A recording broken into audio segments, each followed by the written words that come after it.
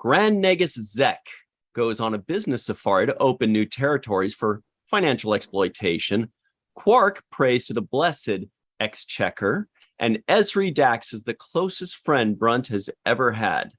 Well, in the Mirror Universe, that is. Hello, everybody, and welcome to The Seventh Rule with Cirroc Lofton. Hello, hello.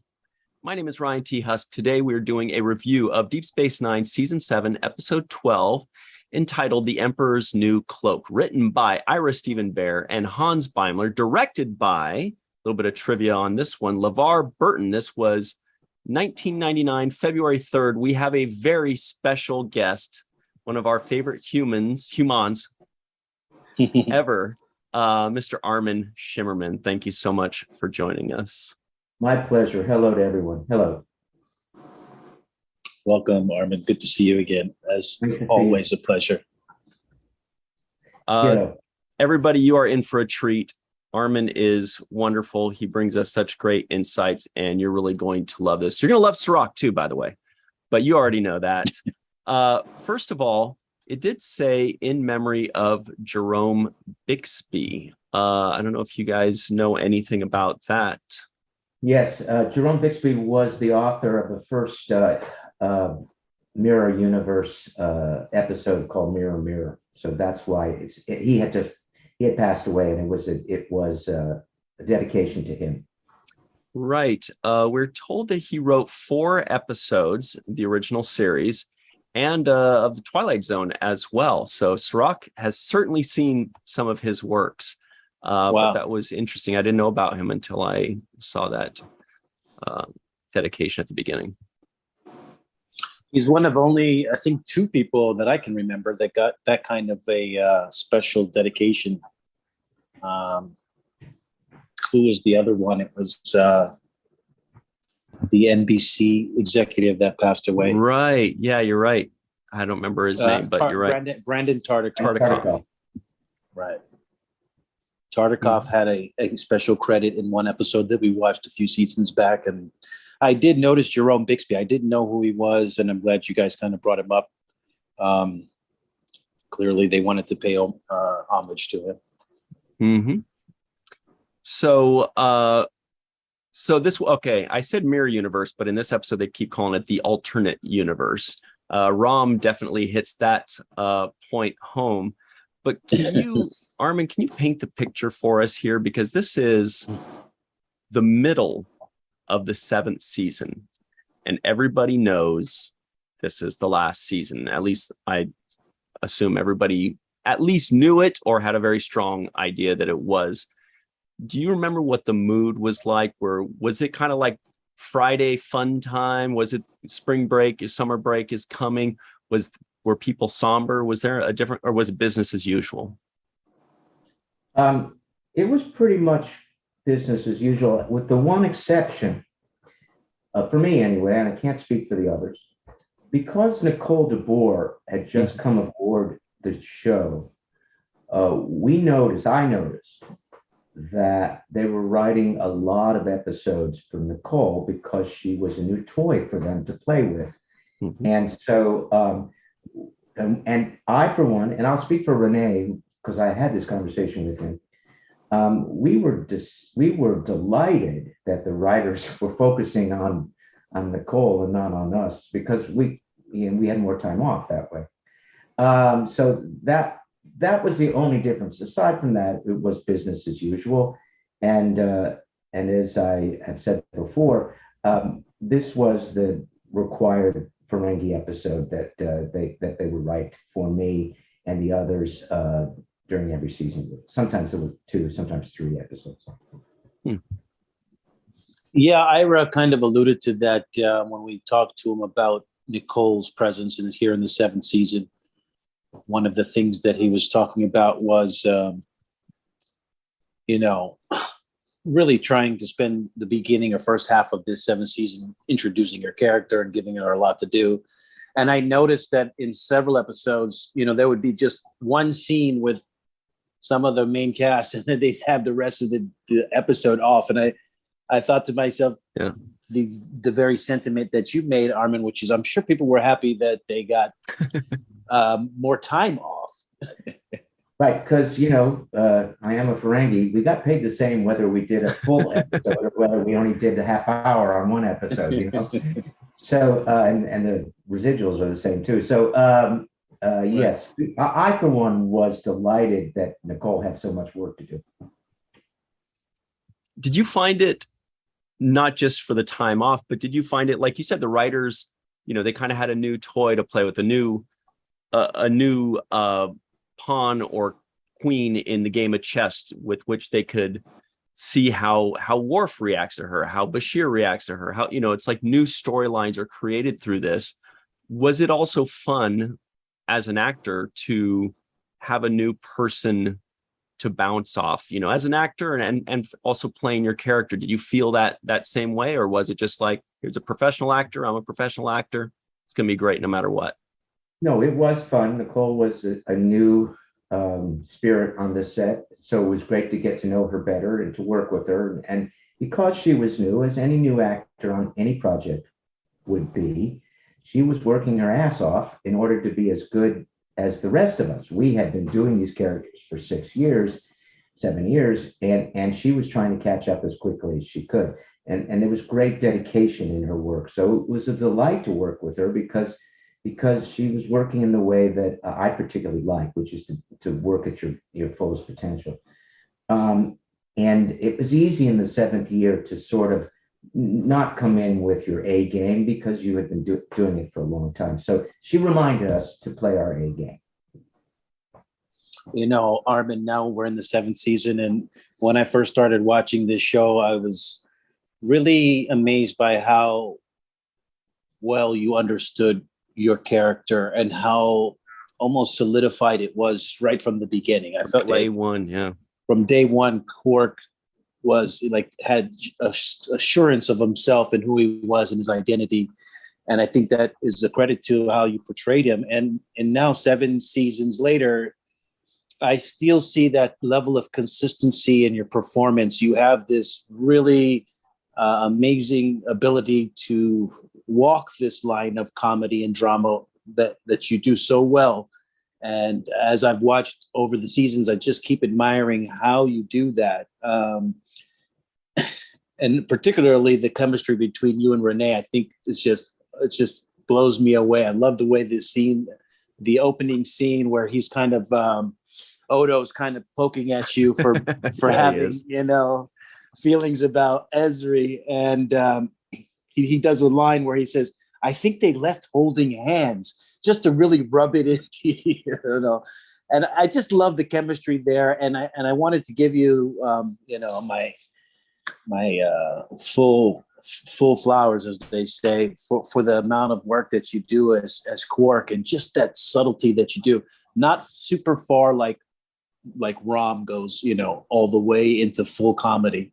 You give us that balance as a Ferengi of just enough comedy, but also just enough drama. And where is that emanate from in your classical studies of acting?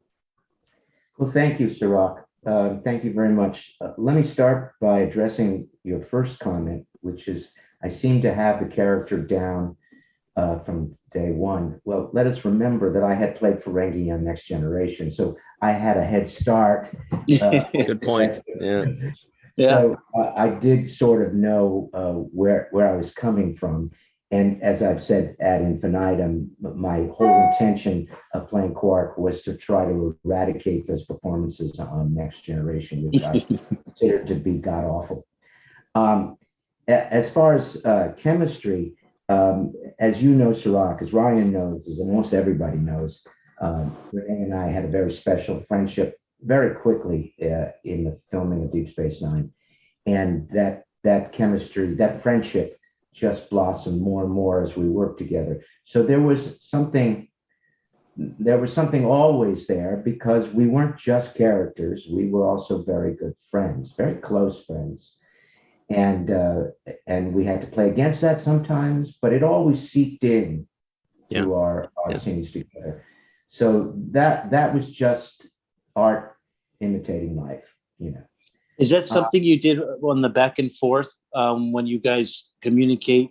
Did he like pull your card and tease, and you kind of go back at him and rib at him? Was that? I don't think I ever went back and ribbed him, but I certainly did tease in real life. Yeah. But you have to understand, or you don't have to understand, but I will tell you where I'm coming from, which is I'm a theater actor. Renee is a god in the theater world. And although we were peers on the show, I never really got over the fact that he was theater royalty. And I was just a working Joe in the theater. I'm a good actor on stage, but Renee was a prince. And so I never ribbed him because I respected him too much. But we got along great. It was a great relationship. So there's that. And well, as far as my classical background, my agenda, as I alluded to just a moment ago, was to try to rehabilitate the Ferengi after I had sabotaged them on TNG. And so that was always there. And I did not want to make them one-dimensional, or at least I didn't want my character to be one-dimensional. So I always was looking for ways to make Quark three-dimensional. And as Ira has told me, and perhaps she's told other people as well, if they wanted out-and-out farce, they were smart enough to say, let's give it to Quark, to Rom, because Armin either can't do it or won't do it.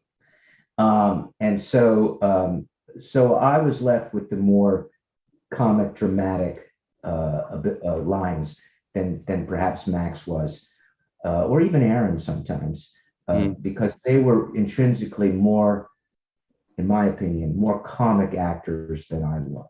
I always approached this character as a dramatic character who happened to say comic things. We're so glad you did. I wanted to point out to everybody at home, when Armin called Renee a god, that is proof that it was not just Weyoun that considered Odo to be a god. He really was in real life. You heard it here. A founder. He's a real life founder. Period. Fictionally or in real life, he's a god. I tell everybody who's listening to this, take a moment, go and look up what Renee did on stage. It is a resume beyond everybody else's. He played Lear at 25 at an extremely important theater, ACT in San Francisco. His theater background is colossal, and you can understand why I was awed by that. So I did want to now, Cirroc already kind of said this, but I really want to hit it more because I wrote it in my notes a few times. And Armin, it's not that I didn't notice it in the first 6 seasons, but in this episode, it hit me. I was like, Armin in the 7th season is so committed to his character. And it was so interesting to see the level of commitment of putting like a little ... in your delivery, or if something needs to go big, you hit it big. And I was really impressed because, it's not 100% necessary. Somebody in the 7th season could just read the lines. They're cool. They're great. And I know no actor would really do that, but it really hit me how much you are committed to your character and how you took no lines off. Every line was like 100% effort. And first of all, I just want to thank you for that because, as the consumer, we appreciate that you didn't take one line off, that you gave everything you had to every scene you had. And I think that's, I just really appreciate that. And I think it was great. And it truly shows 25 years later. I just was wondering, was this a conscious effort? Did you, as actors, all of you maybe, have to remind yourselves, like, you got to go on 100% every time, no lines off? Was this sometimes directing, like where a director would say, all right, everybody, wake up, more energy or something like that? Where did this come from? I don't know is the answer. And I can take a guess, and that's all it is a guess. Because I was fortunate to be doing 2 TV shows at the same time,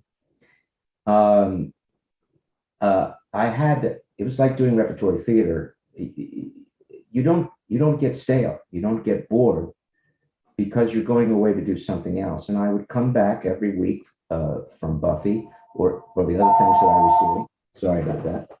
Mm-hmm. And that, I guess, would energize me to go back to Deep Space Nine and do the best I could. But I also think because I knew we were coming to the end, that was no secret, that there was only so many limited opportunities to do the best work. And this was, as I said before, a Ferengi episode, which meant that to some extent, I needed to shoulder the responsibilities of being one of the main characters in a Ferengi episode.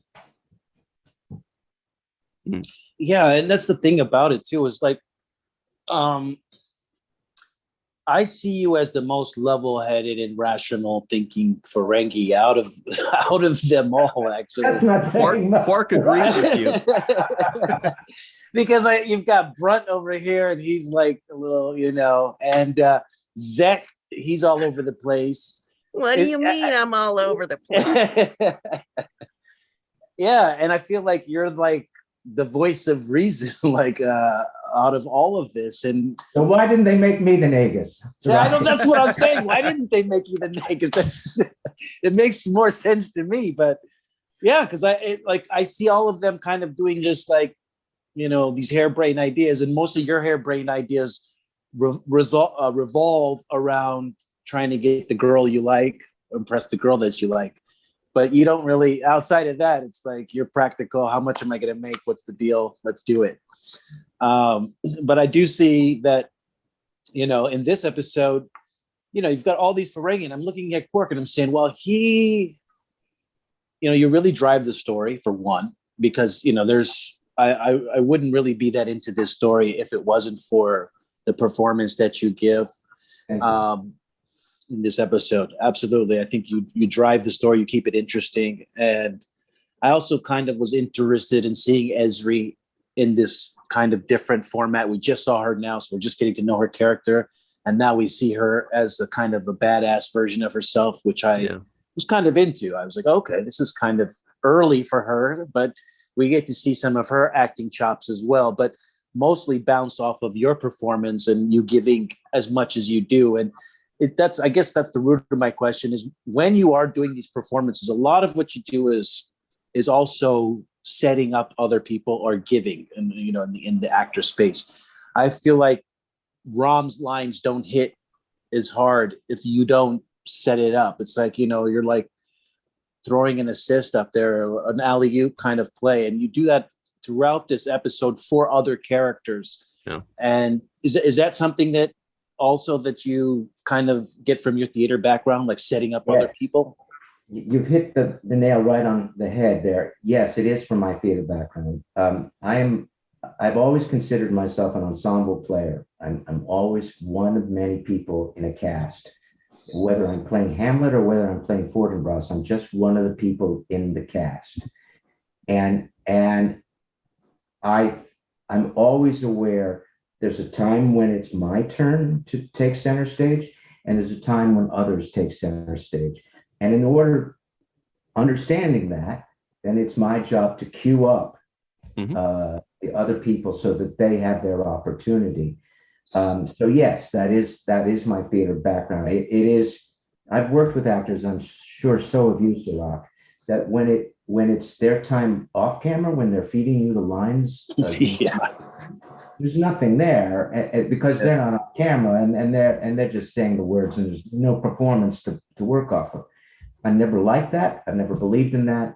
I think it's horrible to do to your fellow actors, and so I always, if I'm not center stage, then it's my job to support the person who is. Mhm. So that is my theater background. You know, Cirroc, I was thinking about you when Brunt popped in, speaking of which, and I wanted to ask you specifically, Cirroc, because this is the first time you've seen this episode. How weird was it to see Brunt show up and just be like, hey, everybody, I'm here to help you out. I'm just a nice guy. Were you thinking like, what's the catch? I mean, it almost felt foreign to see Jeffrey Combs playing a nice guy, but beyond that, one that was genuine.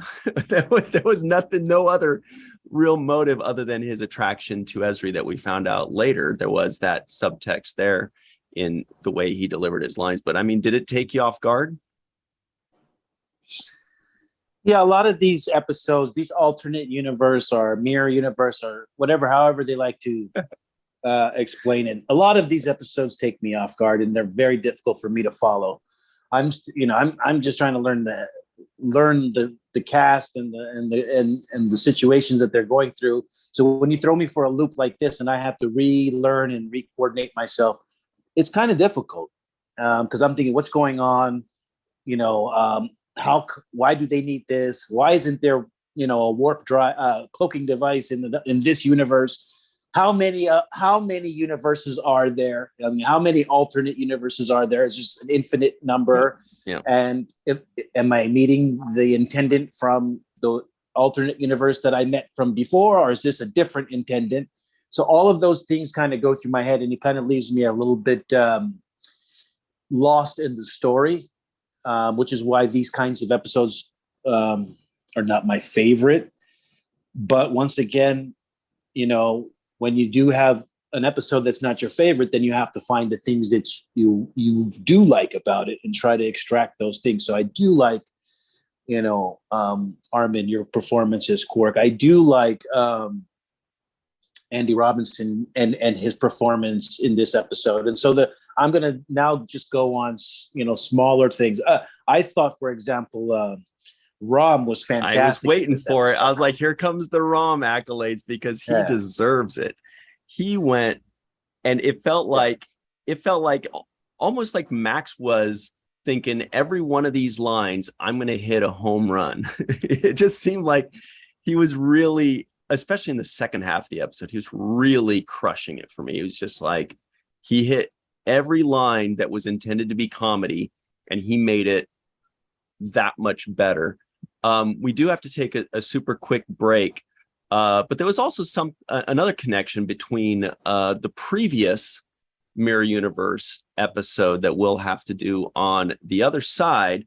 I know everybody got to wait like 4 seconds, so we'll be right back with that, and that'll be on the Seventh Rule. Stick around. Hi, everybody. Welcome back to the Seventh Rule with Cirroc, Lofton, and Mr. Armin Shimerman. Hello.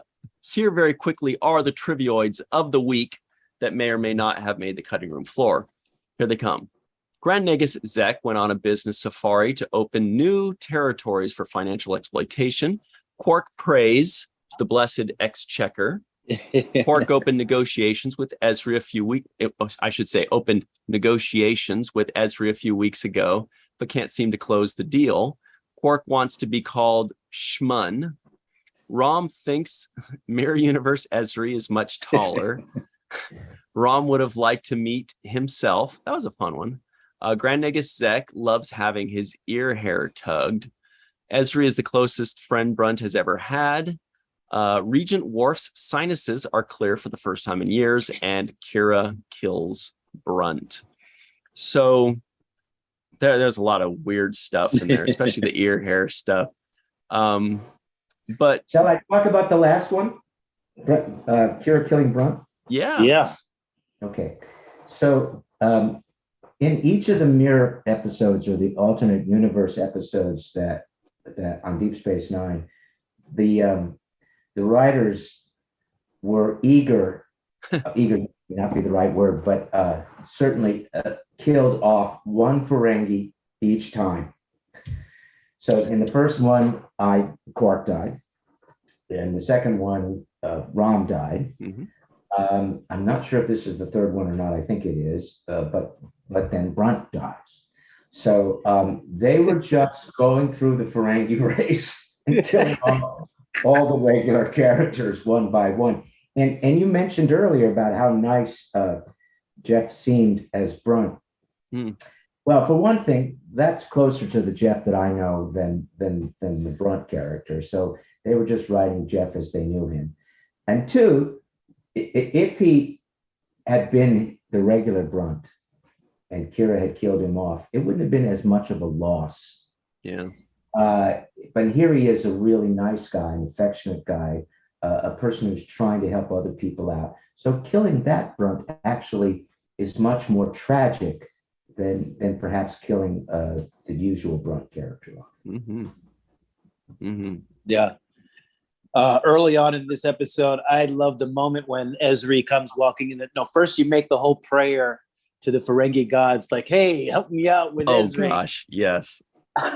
And then he says that whole asking for help with Ezri, praying that they'll hook you up with her, was hilarious. And then here she is, pops up at the door, and I love the line that you give. It's like, does it have to be so rough the first time? The way you said it, the way you delivered it, I love that moment there. See, I thought you were going to say when she walks in and she says, "Where's the bedroom?" And he goes, "I owe you one." Yeah, that was yes. That whole scene I loved, Armin. It was so fantastic, and I love when you are doing this whole kind of trying to get what you want, and you kind of get the itchy palms and excited about it. But the thing I was going to ask you about was carrying the cloaking device, and we all know how wrong that could possibly go when you're basically imagining carrying something. And I just wanted a little input about carrying an invisible thing and working that out is in the director's session. The truth is, I remember very little of the shooting of this episode, so I don't remember what was in my mind carrying invisible cloaking device. But I agree with you, Cirroc. There's nothing more making us remember that we're watching make believe than to do something where you force the audience to picture something that isn't there. Yes, that's very, very difficult. In no matter how you do it. And I was actually, when I watched the episode, I was quite pleased with what Max and I did there. Yeah. That we made it look like we actually were carrying something. Yes. Which is a very vulnerable thing, because as an actor, you don't know how it's going to turn. You're guessing. You're looking at the director saying, this looks okay, right? Is this what you want? Are you sure? But I was looking at it. It looked perfect. Yeah. And I was very happy with the way special effects made me and the get burnt on the electrode. I thought, oh my God, they did that perfectly. So thank you. Well, so did you. I actually went back and watched it 3 times to check on that, because our initial thought would be like to move to the thing quickly and then react or whatever it is. And I watched you. I was like, wow, you actually really nailed it. It wasn't just them, but you pictured it. You moved around, and then right when it hit, it reacted. So yeah, very well done. It stood 3 rewatches by me, that one moment. Thank you. Yes, and I want to also give credit to LeVar Burton, his director's choice in that particular hallway scene.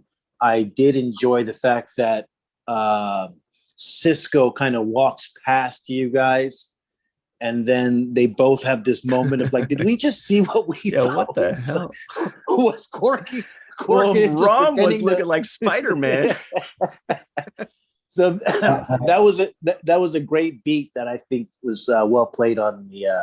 And Avery has just a delicious moment where he just sort of shakes his head like, these Ferengi.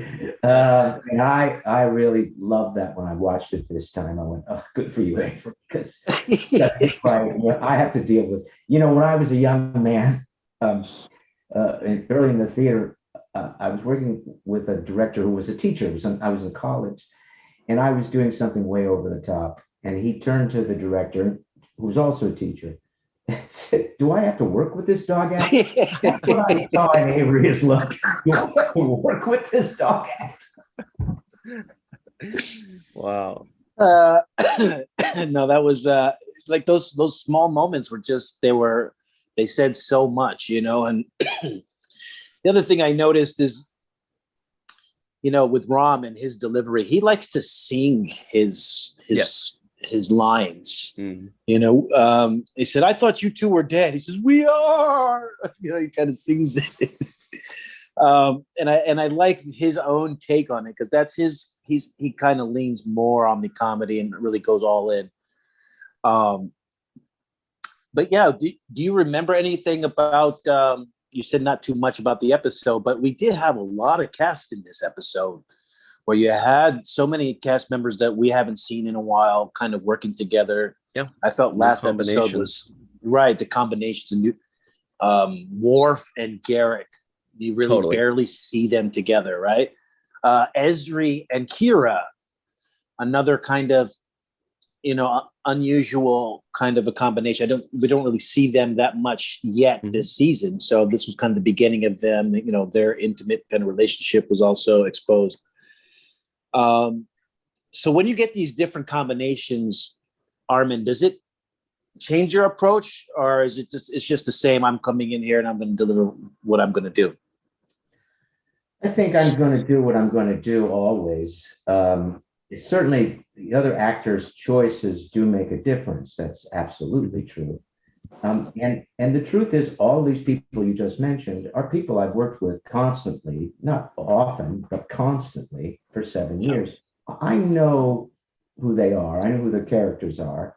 And so they're not going to do anything that totally surprises me, but I am going to look forward to what each of those actors chooses to do. I know that Max is going to, you used the expressions, I'm going to quote it. He sings his lines. Yeah. I know Max is going to do that. And if it was an absolutely new person, I probably would have rolled my eyes and or been like, what the heck? what do I have to work with this dog act? Oh my God. But I knew Max, and he was brilliant, quite, to say the truth about doing that. And so it's just part of our relationship. That's what he does. That's who he is.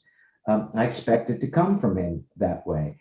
And every now and then, when Max would throw me a loop by being enormously serious or really heartfelt, those sometimes threw me, because I didn't always expect those. Mm-hmm. Yeah. And as the others,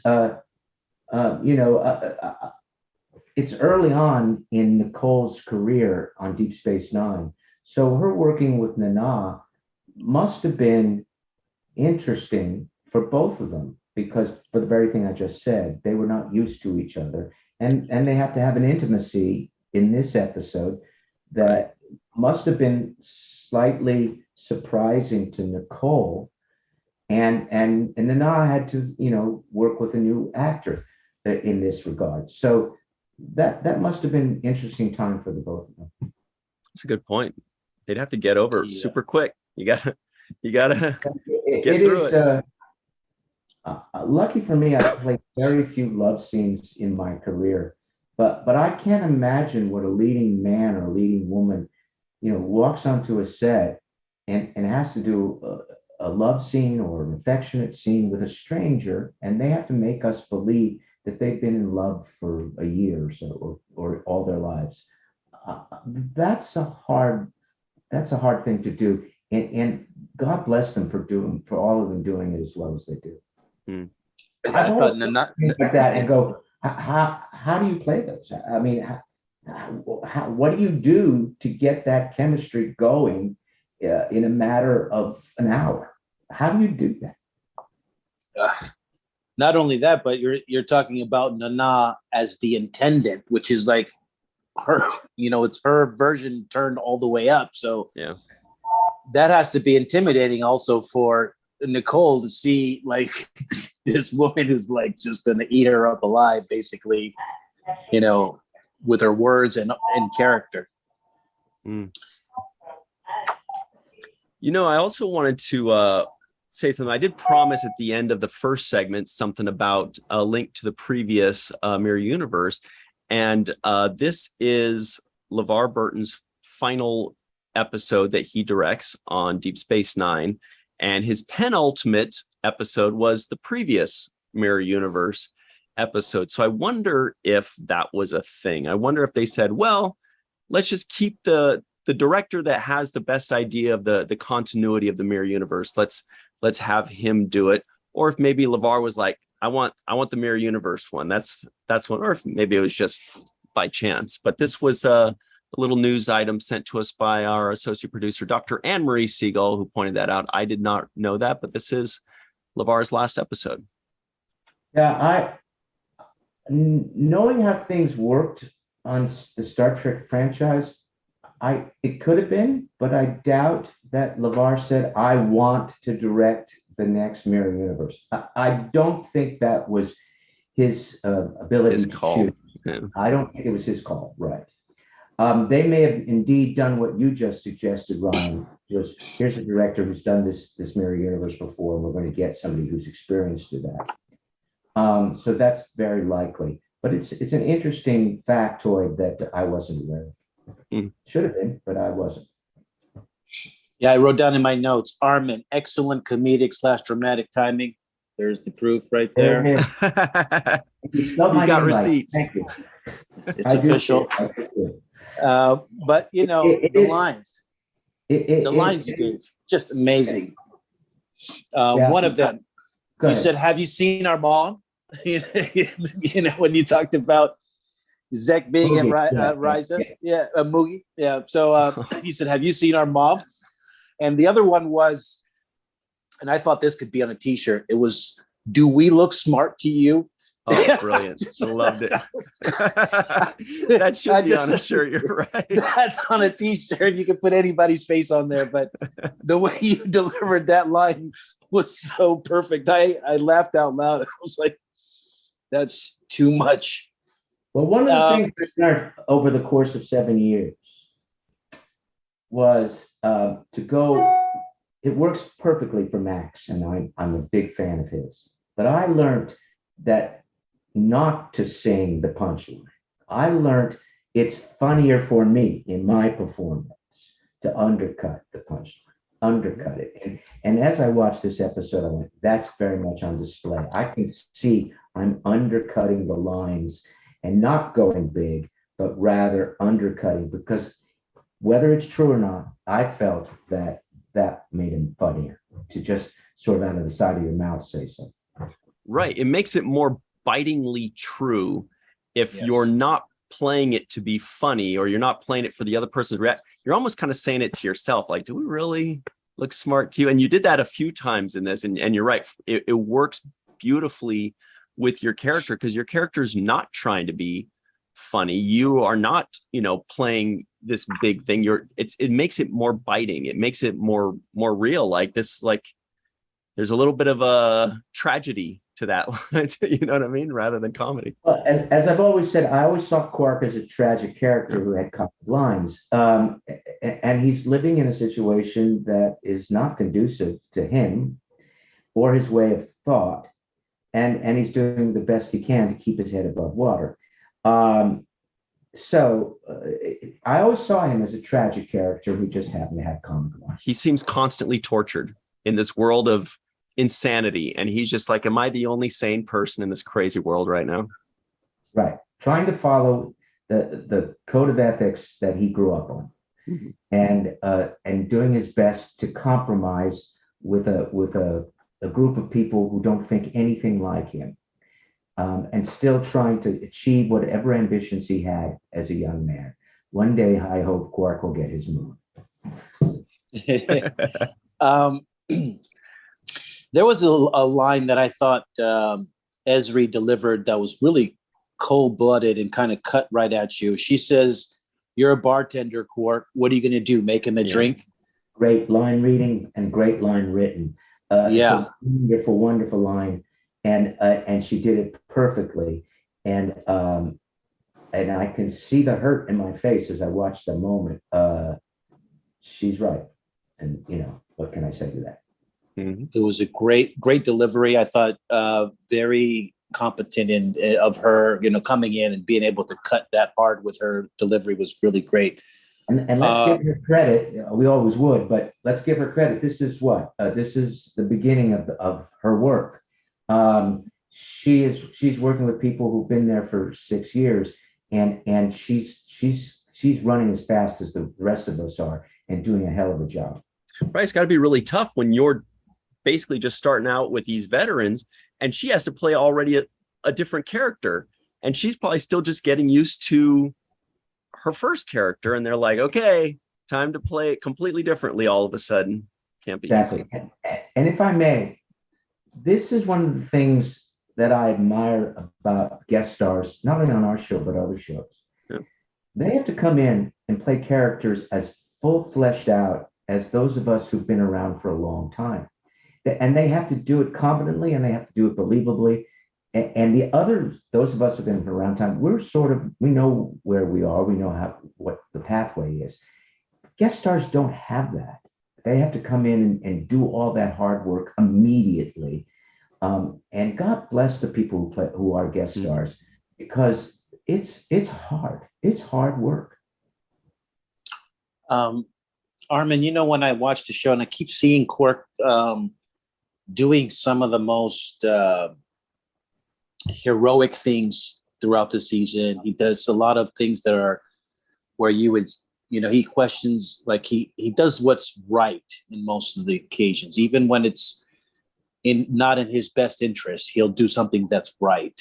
Mm-hmm. And my question to you is, how do you think Quark would have changed if he found the love interest that he was looking for? Because that's one of the things that has been one of the driving forces of your character. Yeah. Kind of search of Mrs. Quark. What do you think? How do you think that would change? Because I find your character to be like really romantic, actually, and kind of in need or in want of some companionship. I totally agree with you, and I had always hoped for something more between Quark and Jadzia. That was never to be, but that's what I sort of wanted. And so when Jadzia left the show and Ezri showed up, I was thinking, well, it's possible something could happen. It was never going to happen, but it was in the back of my mind. I must say, I think I'm right when I'm saying this. I believe that in the second season, the writers put out a dictum to anybody who was writing episodes or spec scripts for our show, that they didn't want any episodes about Quark falling in love. They didn't want any of those. So yes, he's always looking for some romantic attachment. And it's a very good question, Ryan. I imagine it would have softened him somewhat if they had put him in a domestic relationship. And part of me wanted that when I was shooting it, but that part of me that is long past the shooting of our show is very happy that never happened. Did you ever play it like that, like in the back of your mind? Because we know that Ethan Phillips on Star Trek Voyager, he said his secret was, long after the show was over, that he was secretly in love with Captain Janeway. Wasn't written in there, but that was the key to his performance on how he portrayed that character. Did you ever kind of just plant that seed in the back of your mind, where just like an actor's tool of, I'm going to have a little extra thing for Jadzia, a little thing in there? Yes, I absolutely did that, and was for Jadzia, not so much for Ezri, not at all really, but for Jadzia, because and Cirroc will, if you can remember, Jadzia was the life of the party on the set. Forget Jadzia. Terry was the life of the party. On the set.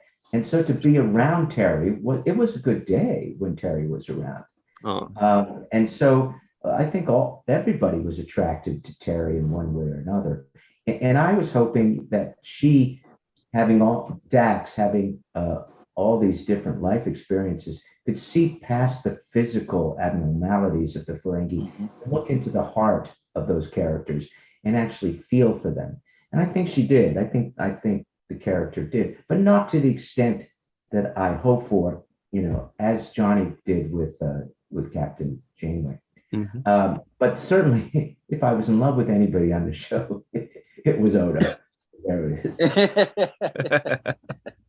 Yes, that's very clear. But now that you say that, when I kind of play back the scenes that you have with Dax at your bar, when she's playing Dom Jod and playing the games with you, or Tonga or whatever it was, but there would be moments that I could see you guys fitting together. She knew the game. She had the kind of excitement about gambling. It wasn't like, oh, I'm gambling, I don't want to be around it. She was kind of like the cool chick that was, into some of the same things that you were into. Exactly. Yeah, I'm glad you saw that, because it certainly was there. And it was only, as far as actors' choices, it was only for Jadzia, for all the reasons I gave before. Yeah. The relationships with everybody, with you, Cirroc. Oh, yeah. With everybody got formed and cemented themselves over the course of time. As we look back on the episodes that we had been in, we took those experiences and we added them to the episodes that we were filming at the time. It didn't come, full blown on the very first episode. It took time to matriculate, to grow, and to become part and parcel of who we were.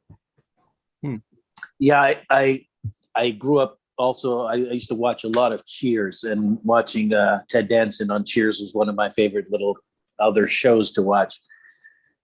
And I kind of, in my mind, I think of Quark as the Sam Malone of DS9.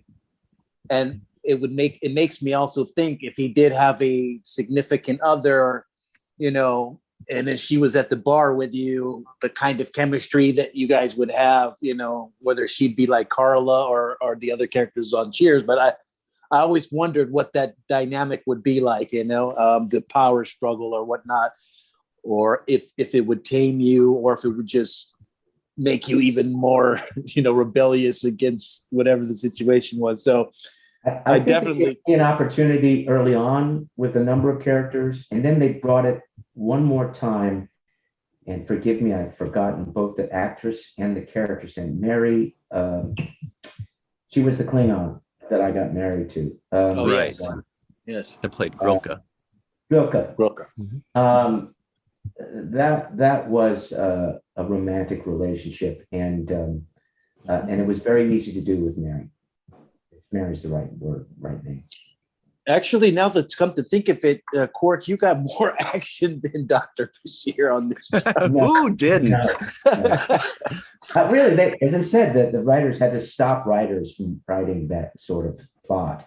And I'm glad. I didn't like it at the time, because as a character actor, I've never had the opportunity to do that. I've never had the opportunity, either on stage or in front of the camera, to have romantic scenes.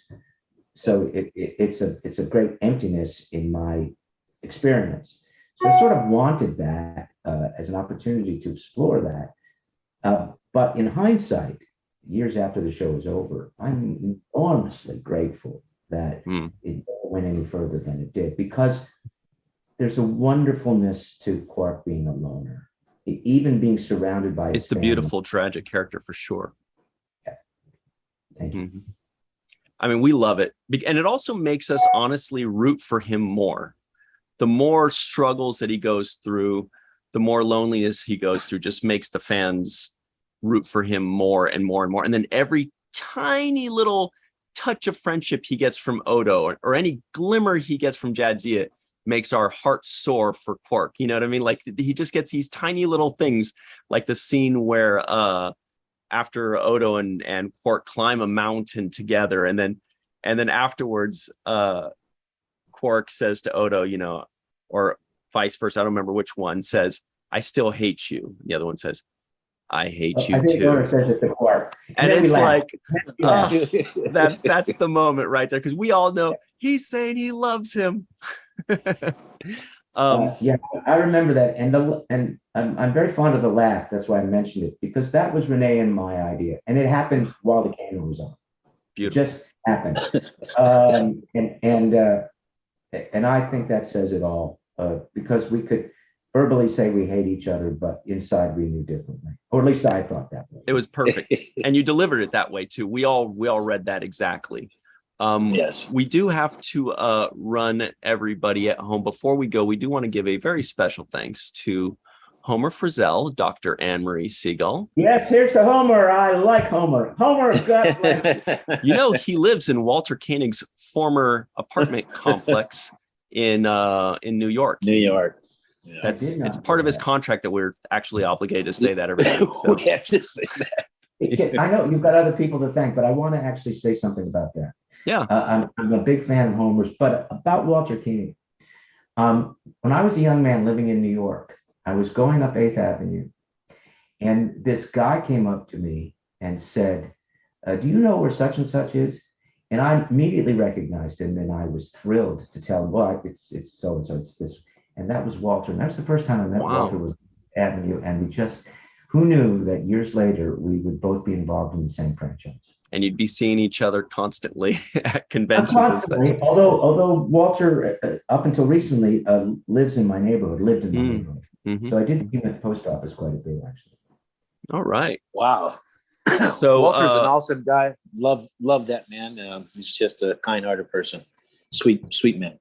So Armin Shimerman in Walter Koenig's former neighborhood, Homer Frizzell out in New York, Dr. Marie Segal, Eve England out in Wales, of course, Yvette Blackmon, Carmen, aka Skillet, Timothy Baum, aka Grandpa One, TJ Jackson-Bey out in Missouri, Bill Victor Arucan, Darlena Marie, Titus Mohler, John Mann, Dr. Mohamed Noor, Tierney C. Dieckmann, Anna Post, Rex A. Wood, Anil O. Polat, Erika Stroem, Joe Balsarati, Mike Gu, DQ, Neal Akasaka, Justine Norton-Kertson, Dr. Stephanie Baker, Carrie Schwent, Faith Howell, Edward Foltz, and of course, Dr. Susan V. Gruner. Armin, this has been before we end, I want such a thrill. Suck up the last moments. The other day, I got to see Far Beyond the Stars for the first time in a very long time. And Cirroc, there were wonderful performances in that episode, and it is my favorite episode. But no one held a candle to your performance. Your performance in that show, I looked at them and went, who is that? That is not the Cirroc Lofton. Yes. That is an incredible, absolutely wonderful job that you did. You're still I don't know if you're a teenager or 20 at this point, but whatever you were, that was an award-winning performance that you gave. There were wonderful performances, lots of wonderful performances in that episode. Thank you. In my mind, yours was the finest. That means a lot, Armin. Thank you so much. There were too many good performances in that episode. Namely, Avery's climax scene was like probably amazing as far as I can remember. But thank you, Armin. You're fantastic. We didn't get a chance to talk about James Darren in this episode. It was great to see him as well. Just kind of, being an alternate Vic Fontaine. But thank you, Armin, for the compliments and just thank you for just being so supportive of the Seventh Rule and everything we've done here. You've been amazing throughout this time, and actually really the ambassador of the show. When we were filming the show, you were always the go-to guy, bridging us all together and kind of the mayor of stage 4, 17 and 18. So I appreciate everything you've done, Armin. Thank you, Cirroc. Thank you very much. And also, we truly hope this is not the last time you come on our show, because we absolutely love having you. But I want to let everybody know that Armin, being the gracious person that he is, has been with this show since episode 4, Deep Space Nine, episode 4, Armin was on our show saying yes before anybody else was. And we really appreciate you taking the time consistently for almost 4 years for our little show. We really appreciate you, Armin. Well, I love talking about it. You're great people. We owe it to Aaron, Melissa. And it's great fun. It's why I like to go to conventions, is because I see my friends. Well, here I get to see both of you, and that's great, a great joy for me. I wish I saw you more, actually. And I will see you on Sunday. Nice. Well, thanks so much, Armin. Everybody at home, make sure you send out your tweets and say, Armin, we loved you on the Seventh Rules. Thanks so much for making our days better for several years and including today. Everybody at home, stick around for the free-for-all, and we will be right back on the Seventh Rule. Hey, everybody, welcome back to the Seventh Rule. This is the free-for-all with Cirroc, Lofton. Hello. Everybody listening in, he's got a Cheech and Chong shirt that says Buds. Yeah. Isn't that the cutest double entendre? Love it. Oh, that's funny. Would you say that shirt is purple or lilac? Is that a Jake Sisko purple? Well, Pretty close. Lilac. Lavender. It's lavender. It's lavender, Dick, and you know it. picture All all right. variations of purple. So All right. So I feel like that was in a movie. Someone was saying, like, you got a pink shirt. He's like, it's salmon, you jerk. Yeah. Yeah, that wasn't a movie. Yeah, is that what it must have been? All right, we are joined, of course, by Anil O. Polat here. We've got Stephanie Baker in Seattle, Dr. Susan V. Gruner floating around Deep Space Nine, and Bejor. Melissa Longo is here wearing a Ferengi shirt that she made her damn self. Grandpa One's hanging out on Mars. Nice. Mars. We have, this is my Mirror Spock shirt, Carrie Schwent. We have TJ Jackson-Bey ready for Las Vegas, Nevada by wearing his Star Trek cruise shirt. Got the nod. Yeah. Oh, wait a minute. Yeah. What? Let me see. Oh, Let's spotlight that for a second. highlight that. Oh, Aw. so that is so cute. cute. Yeah. It's got a nice. Captain Nog pin. That's freaking amazing. So cute. And also, let's see, who else is here? Homer Freezy out somewhere in New Yeezy. We have Eve England out in Wales. We have Dr. Anne-Marie Segal with her headphones. And Faith Howell with a cool background from this episode. Did we get everybody? You kind of moved around on me. Sorry. And you mentioned that your t-shirt is now on sale on the Patreon store. Yep. Okay. Oh yeah, everybody go check Just this making out. sure. What do you This think is of this? amazing. It's got a I like that. self-sealing stem bolt. I love that one so much. It's And got you a can get it in a self- tote as well. Yeah, if they don't seal themselves, I don't want them. Exactly. You know, that's going to be the icebreaker in Third- Vegas. First People are world like, how do problems. you know They if better it's be self-sealing? self-sealing. Yeah. And then if you see the back, I don't know if you can see the back, but there's a Oh, there's a the- stem bolt in the back, by the way. Hawk boy. It helps, keep you alive. Let's talk about this episode, everybody. Save us, TJ. How much did you love this episode? Were you excited about the Mirror Universe? Were you happy to see Esri from the Mirror Universe? What's the deal here? Well, yeah, I like the Mirror Universe. It's always interesting to kind of get a different take on the characters that we love. And this one was just, so much fun because we got our awesome Ferengi, over there. And so they're not, as one directional, like focused as the Starfleet officers there. They have like just kind of a different character. I think that makes it a different fun take. I enjoyed Rom, trying to figure out, everything like, wait, this is the alternate. So, they're supposed to be, this instead of that and all that. And especially, like when he was working on the cloaking device and and Garrick's getting onto him, and he just like literally stands up to this, crazier Garrick, and like, or what? You're not gonna let me finish fixing the cloaking device? And Garrick's like, okay, go ahead. My bad. So yeah, great fun episode. Always fun when we get our Ferengis going. So that's why I wore Captain Nog today, though he wasn't there. He's always here in spirit, though. Yes, he is. Did you think this episode was more fun for like the jokes and the comedic deliveries, or do you think it was more interesting to see like new characters in the Mirror Universe? Yeah, it was all of the above. It was neat to see Ezri, and they even gave us an explanation for the mirror side of why Jadzia wasn't there. Yeah.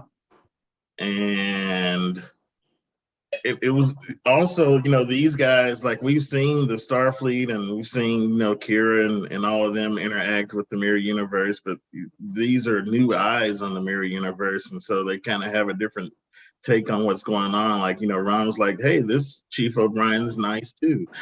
Yeah.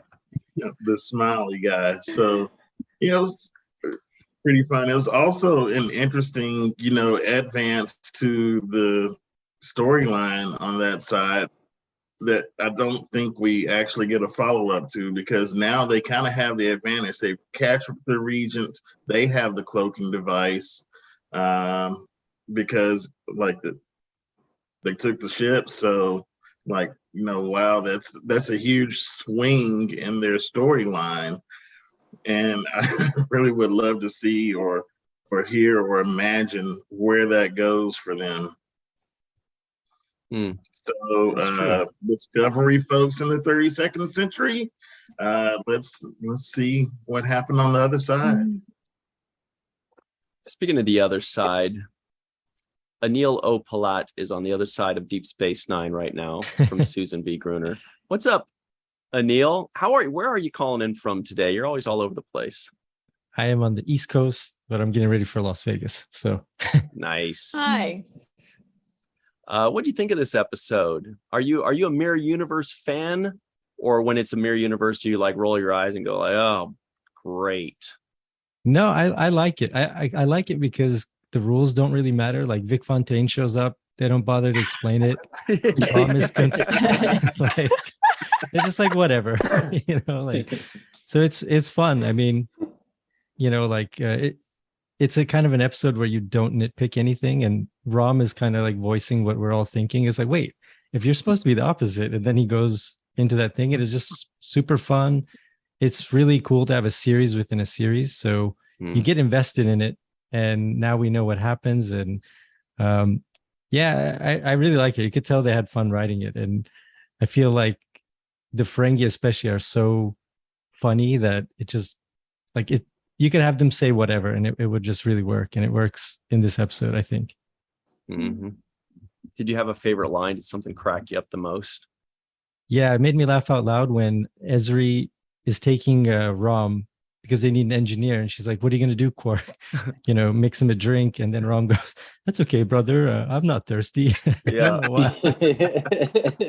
So I definitely thought of Cirroc when he said that line. I thought we were going to get a Rom impression from Cirroc on that line too, by the way. Yeah, that was a classic line. I wrote it down too. Mm-hmm. I thought it was great. Cool. But actually, Ezri was kind of cold-blooded when she delivered that line to Quark. It was kind of a big, like it was a cutthroat delivery. She really chopped him down, and then gave him like the cold like look at the end, the stare as she put the shields back up. So kudos to Nicole for just being so sure of herself to be able to hold her own. She rocked it in this episode. Yeah, she carried it. And Quark didn't even have a comeback. I think he was just silent after that. I was really surprised. He just did like, okay, you got me. Yep. You got it. That's it. Yeah. All right. We've got Stephanie Baker out in Seattle wearing a cool Abyssinian kiosk shirt. How are you, and how much do you love this episode? And evil Ezri. I am well, and I am a big fan of any Mirror Universe episode on any series. I like how Deep Space Nine did so many more. I feel like they did more. I'm not sure, but it seems like they did more than any other series did. And what I really also liked about this episode, before they entered the Mirror Universe, when Quark was in his room and he was praying to his gold statue, the Exchequer, and I thought that was a cool like cultural thing about Ferengis, and I was wondering, is that what Quark does every night? Is that his like nightly prayer that he does to his god? It just kind of, because he was in his pajamas and it seemed like that was his ritual. I was also thinking when I saw that, where does that money go? I know. Right, Faith? I Puts know. it in that, and then It's like a piggy bank. right, it's Yeah. exactly it's a piggy I bank, wondered but the then same who gets thing. it eventually, right? Yeah, is it like saving because saving the money makes you pious in the Ferengi ideology? Sorry, or is it actually going to some organization somewhere? I had that question too. Yes, I was wondering that as well. Did it have to go in the ear hole though? I know. We'll have to And then I ask also- Ira or Robert Stephen Bear about that. When they're given that money, who's it? Yes. Because they're not going to waste money. It's not just going to sit there and then they just bury it with the person. No. Well, maybe they bury it with the person. Yeah. Or Grand Nakus comes and collects at the end with his little parking meter key. Or I'll just take that. saving is a virtue, so it's all saved in there, and it's part of their when they go to the afterlife. I forget what they call Divine it. treasury. Yeah, Yes, when they go divine to the treasury. divine treasury, that counts as part of It's their part of the balance. bribe to get in. What Yeah. they bring with Yeah. them, maybe. That's a good explanation. Love it. Yeah. That's good. See, Faith Homer's gets got it. a good theory too. It's because she has the faith. What do you got for us, Homer? Faith thinks too much about stuff. Oh, nice. Well, I like the idea of someone from the FCA or something like that coming around and collecting rather than something so automated where I had written it's a transporter that's set up and it sends it. I like the idea of this antiquated method of collection. Okay. Yeah, with the key. Yeah. What do you think, the key, a big Stephanie? key. Do you have any other theories on this or anything else you'd like to say about the episode itself? Well, since it was gold, the statue, it does kind of make me think of like mummies, Tutankhamun in Egypt, and the idea that they bring it with them to their death. I like Faith said that. I think that also is a good idea. That's what they do carry with them to the afterlife. Mm-hmm. It's like a deposit. It's like he's depositing money for himself later. Mm-hmm. But I don't know. How cool And then the is other it? thing I just Sorry, want to say, I just really, really liked at the end Mirror Esri and Mirror Lita.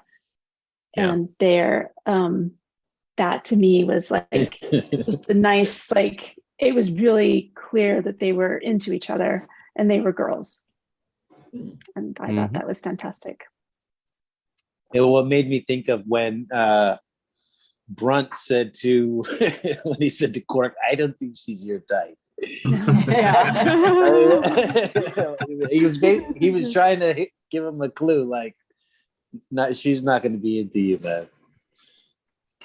How cool is it too, by the way, that Faith here is the only person possibly that has ever been on the seventh rule whose name is in a title of Deep Space Nine. Yeah. pretty cool. That's karma, because my name is never anywhere else. I never get to go get the keychain at the museum. Oh no. So this is my payback. Girl, You've definitely put in a lot of strips of Latinum in your piggy bank for that one. TJ Jackson-Bey says Faith of the Heart, of course. Well, there was also Take Me Out to the Homer Suite. No? I was trying to find one for Eve because I'm like, I feel like there's an Eve in a word. on the like, you know what I mean? Like if there's like a title that says like every day or everyone or evening or something, well, there's got to be something in there. Faith is like, don't take this from me. Well, Susan V. Gruner, how are you today? What do you think? If you've seen this episode recently, how do you feel about it? I always enjoy this episode, but for a totally different reason than everybody else, I think. It shows the evolution of the Ferengi. In all iterations of the shows back in the day, I'm not calling it old school, I'm just saying back in the day, they were, thieves and misogynists and just, not the greatest group of people. But in Deep Space Nine, literally in the opening scene of the first episode, Nog is stealing something with somebody else. But now you see that they really are good people. They really have a heart. They're smart. Nog is really smart. Rom is really smart. Quark is really smart. It's just, to me, amazing how they've gone from one extreme to the other over the whole seasons, every season of Deep Space Nine. I am not a fan, sorry, of mirror episodes, but I don't hate them.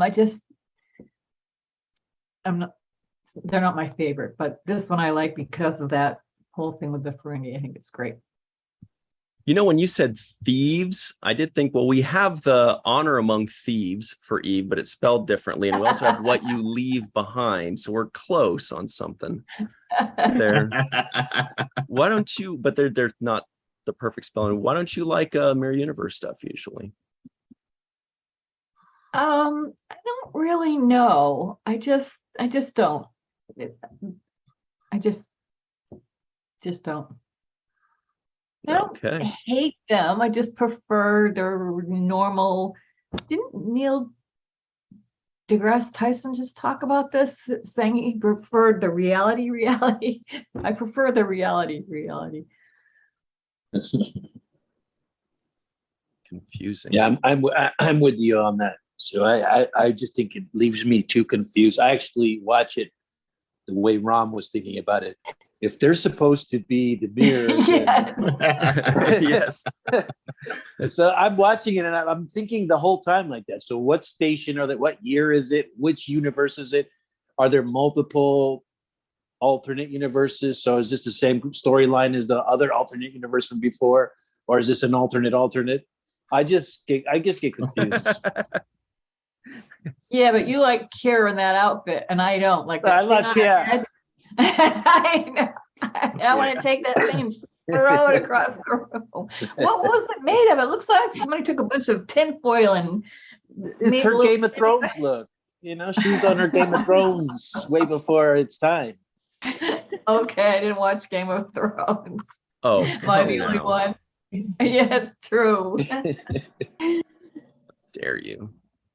I actually, there was a line about her that I thought Zek summed it up perfectly at the end when he said, there's something about that woman I find intoxicating. Yes. That sums it up for me about her. I was like, something so intoxicating about her. Gosh. Mm-hmm. Does he ever go to conventions? He did once. I think he's passed away, right? Oh no! Is he still around? He's still around. He's still around. He Yep. just doesn't. Yep. He's busy. Yeah, she still pops up on Young Sheldon. Really? Yeah, he's one of Young Sheldon's professors. Okay. He's fantastic on it. He's always, to me, would be Zek. I can't.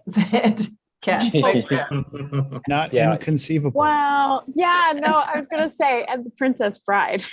Inconceivable. Oh, right. Yeah. Yeah, he dated Sheldon's grandmother. Yes.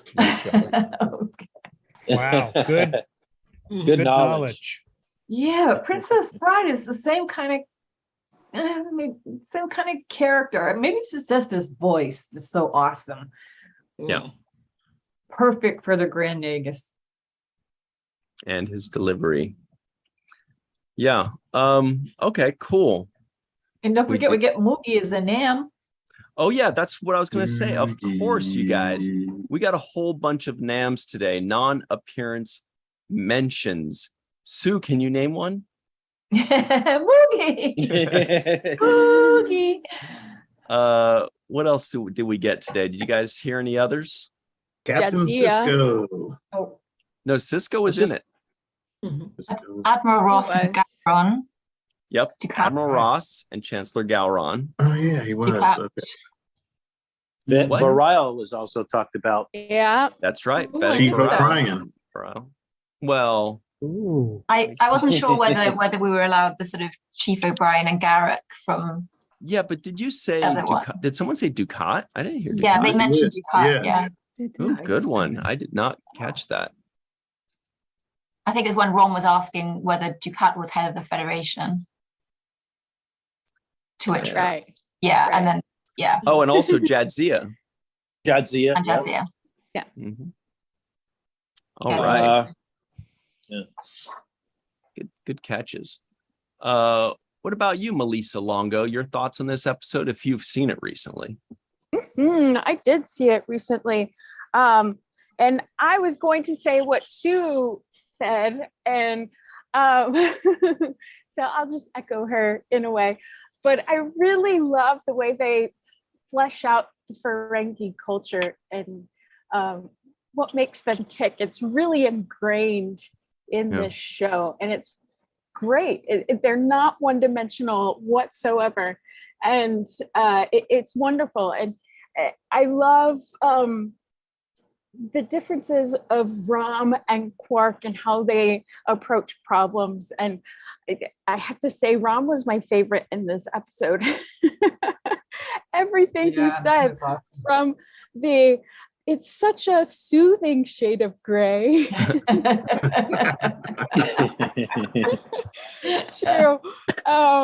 She's so nice. And that's so Rom. Yeah, and the way he says, right. I can't get down that low, but right. When he's trying to figure something out, and he's just really funny. And then at the end, when he says, I'm really beginning to hate this universe. When Lita is not nice to him at all. But it's a good, I like the episode. It's a fun episode. It's fun to see Worf throw tantrums in the way we don't usually see him throw tantrums. He's usually much more reserved. Mm-hmm. And the scene where the intendant is playing with Zek's ears. Tugging on his ear hair. Yeah. Ryan, you look jealous. Well, I like tugging on people's ear hair. Oh, you mean of him? But yeah, it's a fun episode. And I do like the mirror universe episodes. What did But Lita Rom say to said it Rom? right. She said, she was like, I don't think so. I don't think so. I don't think so. Coach. Yeah. Yeah, Rom to me, he killed this episode too. He stood out. He kept singing all of his lines. I was saying that earlier, but he was just Mr. Regent. I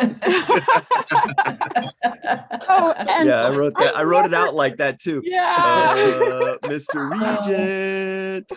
And the way he said, I'm never helping you guys again. So funny. Stuff. And then Quark in this moment was really good too. I liked this prayer moment. It was good. Oh, Garrick said, I know all about sabotage.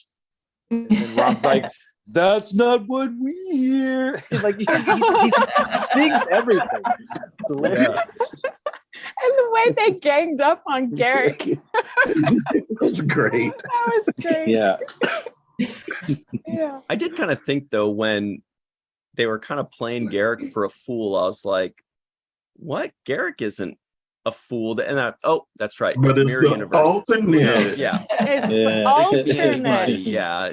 He could have grown up and not been the sly assassin and just been a dummy that's easily fooled. But I will leave it off with these episodes have, well, this episode again raised the question for me is, do the symbionts exist in this alternate universe? And yeah, we don't know. Is it called Dax? I actually made that mistake of saying Esri Dax at the beginning of this recording, and I thought about it. I was like, well, wait, we don't know if it's Esri Dax. We just know it's Esri. Well, Right? she even said, "Who's Dax?" Yeah. Mm-hmm. So yeah, she's TJ obviously not Esri Tegan. Dax. Yeah. Yeah.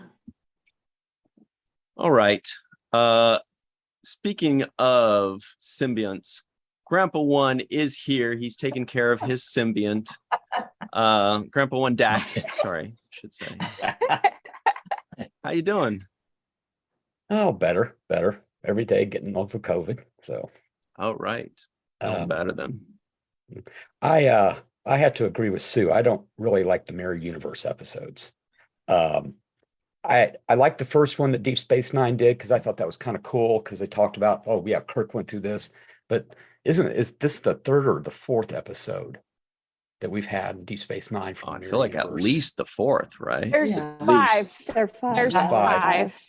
So yeah, it's okay. But other he tries than that, to block them out. Yeah. it was a fun episode. It was definitely a ROM virtuoso. It just he carried the whole episode. One of the things I did notice and enjoyed in the very first scene is how Odo trolled Quark as far as Esri and Bashir. It's like, oh, they left holding hands. Yeah. I'm like, but you know that. I think I really did enjoy Ron just because of his whole stress about well, wait a minute, if it's this, then the whole paradox thing, it's just driving me crazy. And everybody else is trying to solve the problem. He's like, well, wait a minute, shouldn't he? Like, who cares? So, yeah, but yeah, to me, it's a good standalone episode, but it really wasn't one of my favorites. I think when I first started watching, I thought, oh, not another Mirror Universe one.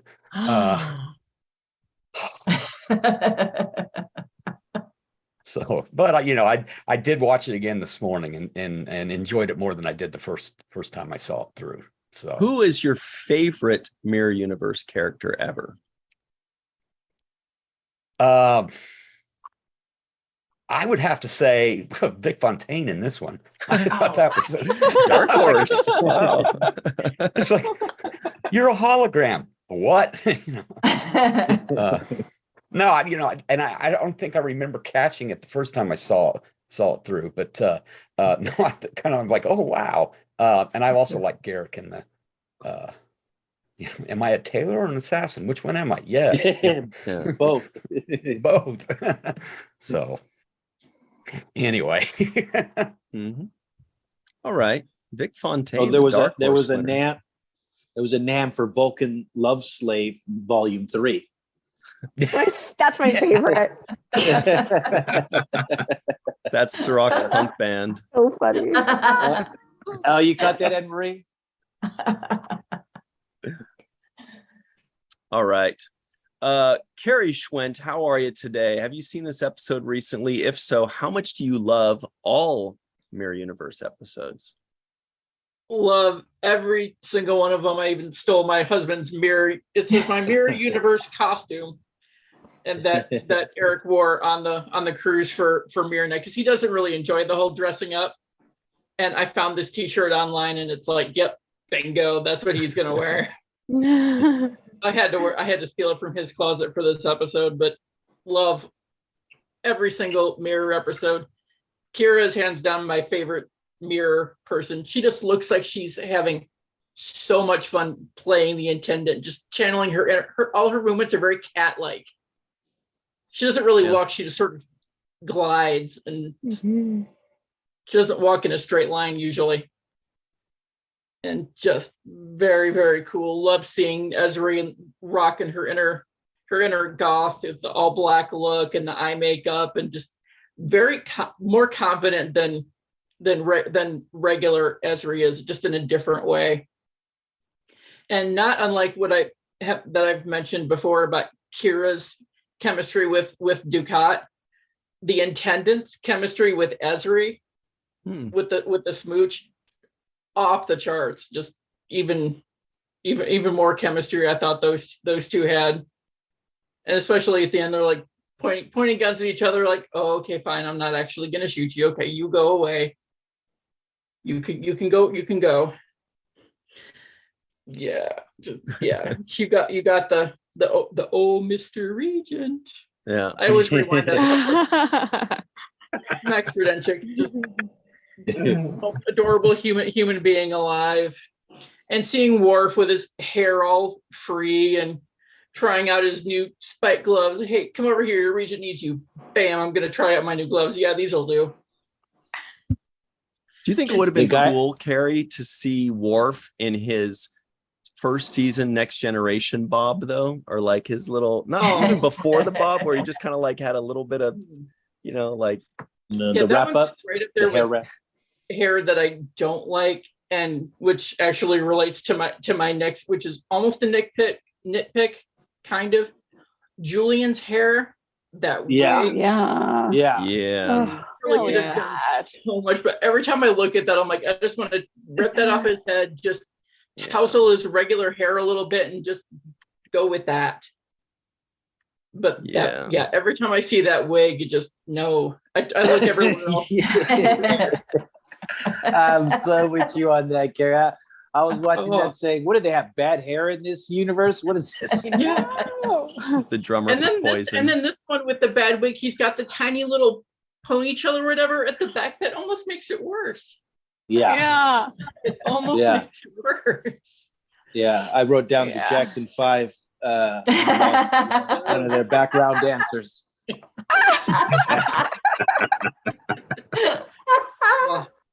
And I had way too much fun with my haikus for the week. I ended up making 2 of them, but I'll read the one that Eric liked better.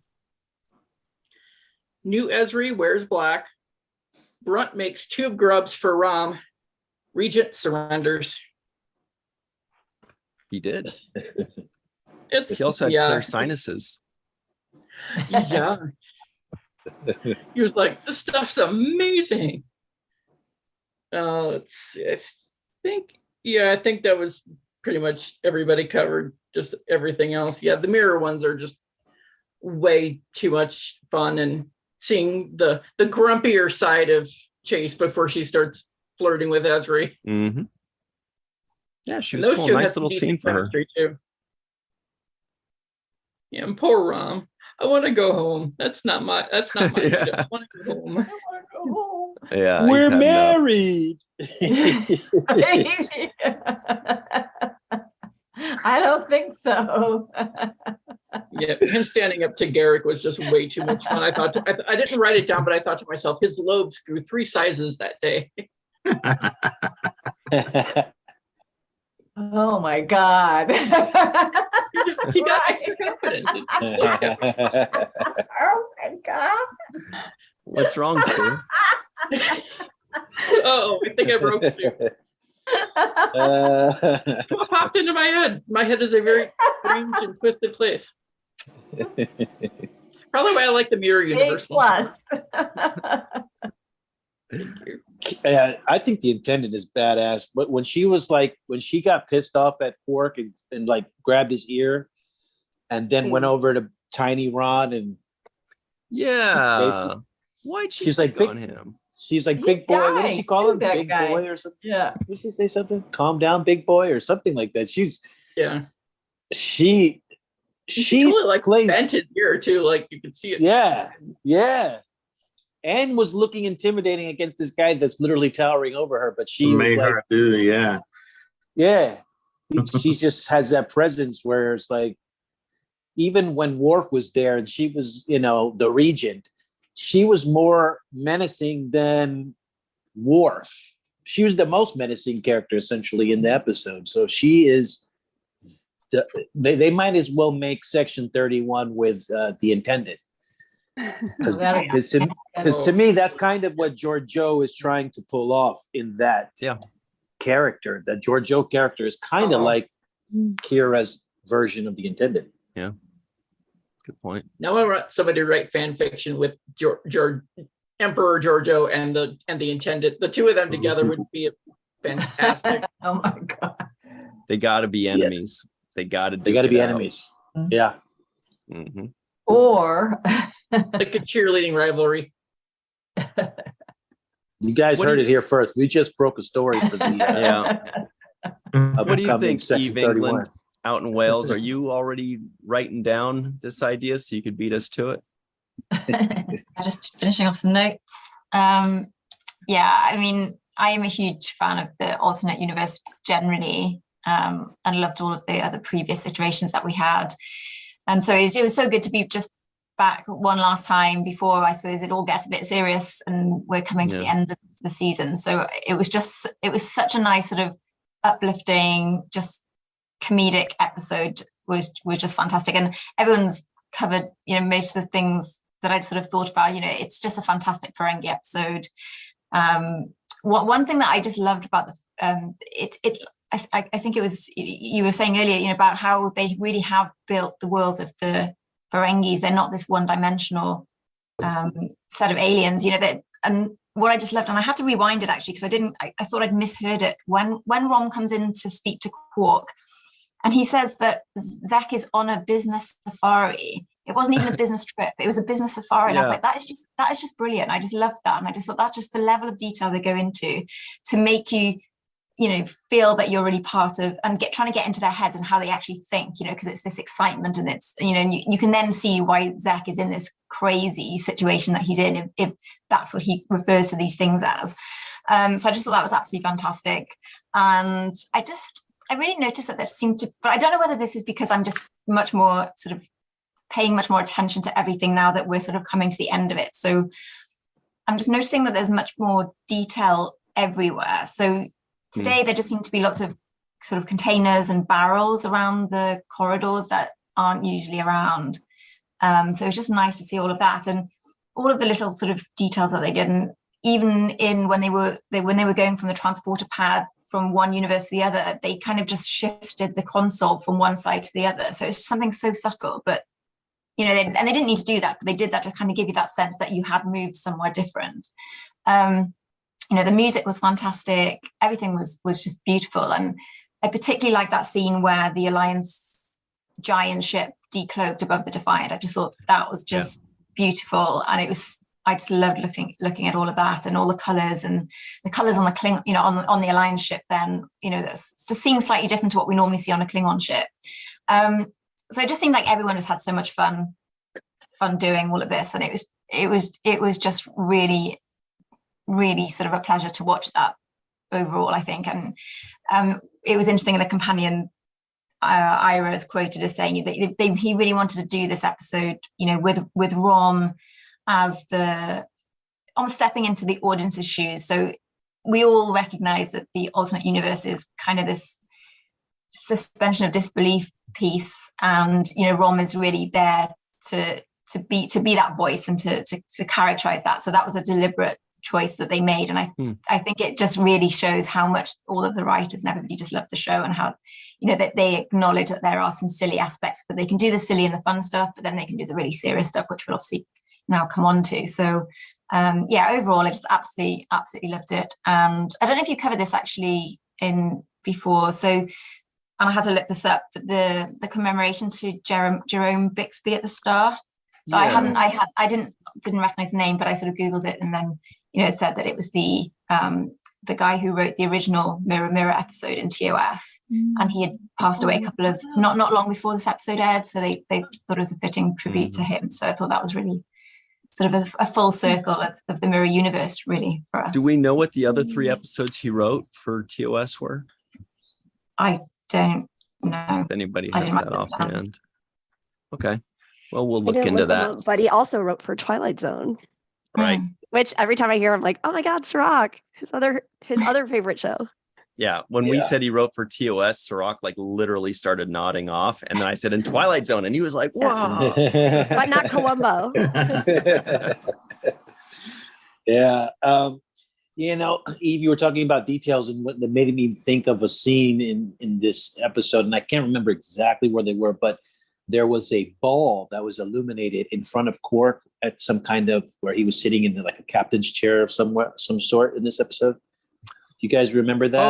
In the Ferengi ship. That's how they steer their ships. These old rascally Ferengi. Oh, with that round. Yeah, that's their little thing. Ball. It's like their magic 8-ball kind of thing. I didn't see it before, but it popped out in this moment. I was like, wow, that's like an extra little detail that they didn't use it. They didn't really, he didn't, use it. But the fact that it was there in the foreground, I was like, well, that's pretty. There just seem to be so many different sets and different things that I felt I hadn't seen before, not in that level of detail anyway. I think just seeing bright, because you had there was a lot of darkness in the episode, but then there were lots of pops of color as you went through. And I thought it was a beautiful episode overall. Really, really good.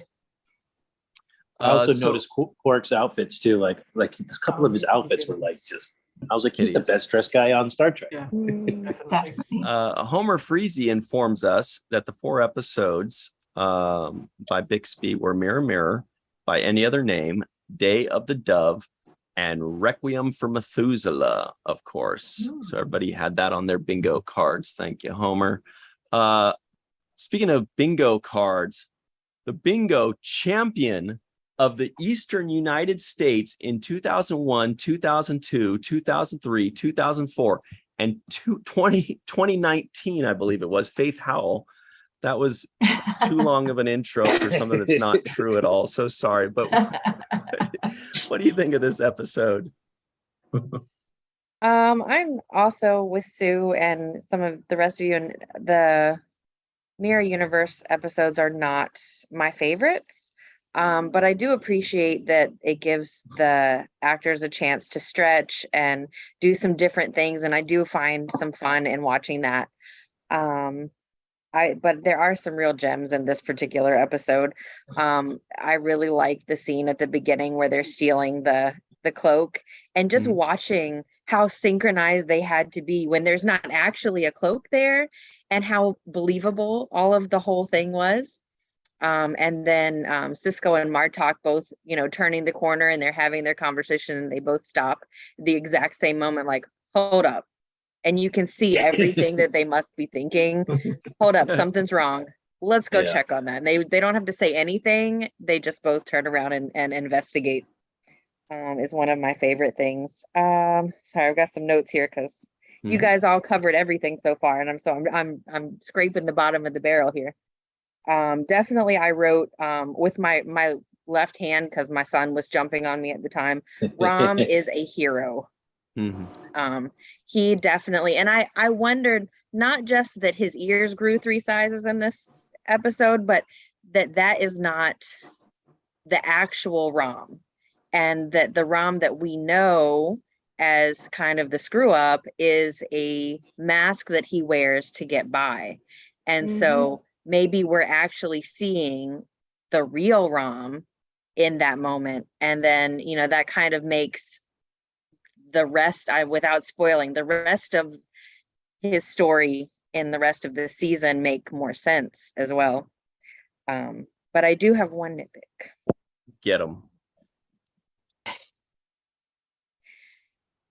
But he's a hologram. So how does Vic Fontaine die? And then what on earth could they possibly have been arguing about that was worth shooting him? Wouldn't he have been on our side? Like, I mean, I'm noggin that, or Rom in that moment. I guess I'm doing too much math on which side he's supposed to be on. So I think it's funny that it happened, but I'm like, that doesn't make any sense. But yeah, there's so many fun little one-liners in this episode. I can never tell what side we're on. Like you said, isn't that the side that we're on? I'm like, I don't even know what side we're on. I get so confused. Yeah, I don't know what's happening in that universe. I'm kind of rooting for Worf and Garrick in a way. I'm like, kind of the gruesome twosome, right? We gotta. Oh, speaking of that, I wanted to add that. So you mentioned the scene where Worf put on the gloves and punched the guy. Yeah.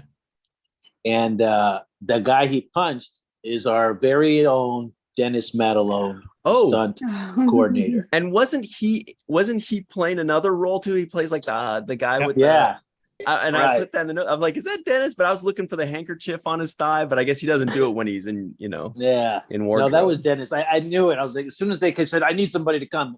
And I looked in the back and you can see it was Dennis Matalone with the Klingon makeup. But as soon as I saw that, I was like, oh, he's about to do a stunt.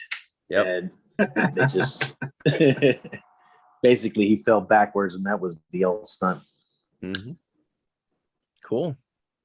Good old Dennis. He gets a lot of names on this show. So does Homer Frizzell. We talked about you a lot earlier before the free-for-all, but what we said, you'll just have to wait and see.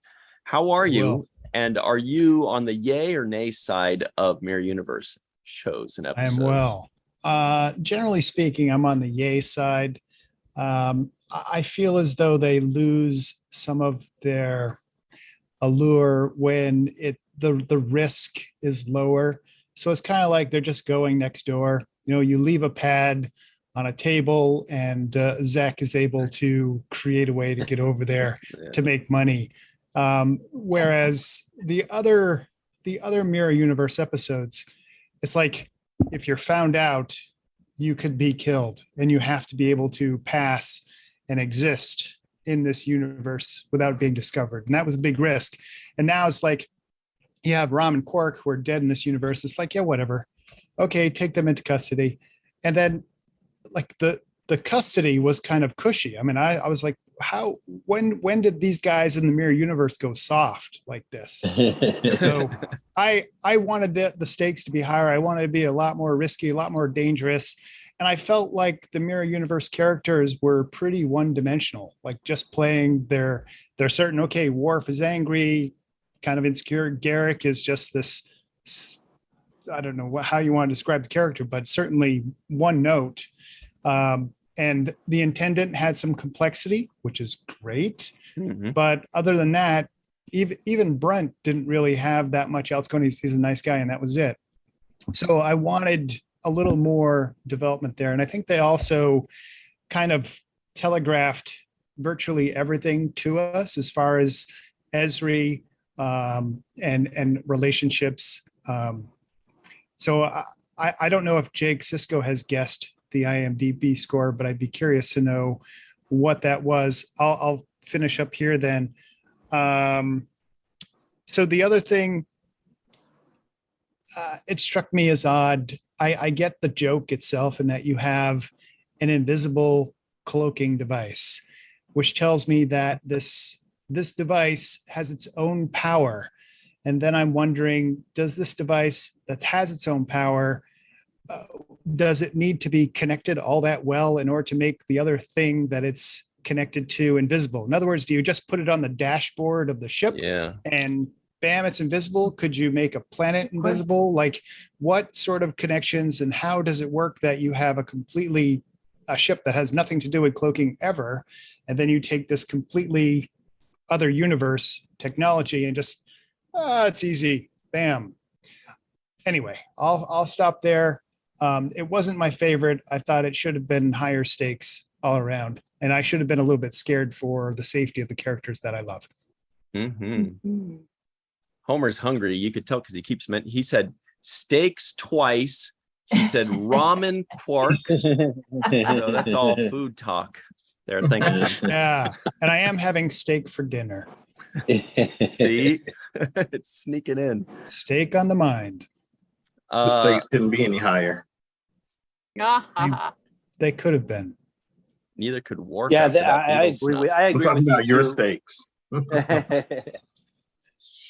I agree with you a little bit about the like when they showed Zek in the cell basically getting a massage. I was like, well, he's not in any kind of life or death situation. Like it felt like he was really on a vacation.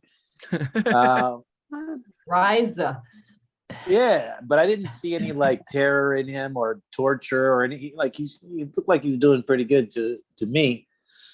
So yeah, I do have to agree with you on that, Homer. I felt like the stakes weren't. I didn't feel anybody was in jeopardy at all at any real point. I was just following the story, but I didn't say, "Oh my God, Zek's going to be done," or maybe Quark's risking his life. It didn't really feel like that.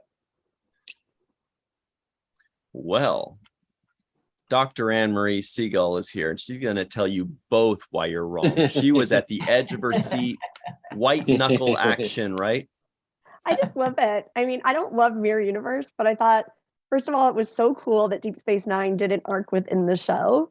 Like that was really like innovative for that time. And then it's like a nice break before we get into like that last arc of Deep Space Nine. So I just love it. And the Ferengi are so cute, and I just can never get enough Grand Nagus Zek.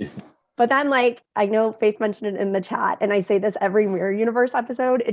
It drives me insane that Jake Sisko is the one person who was never born in the Mirror Universe, but exists in the real. Like every single other character was born in the other universe. Like, I just don't understand how that works.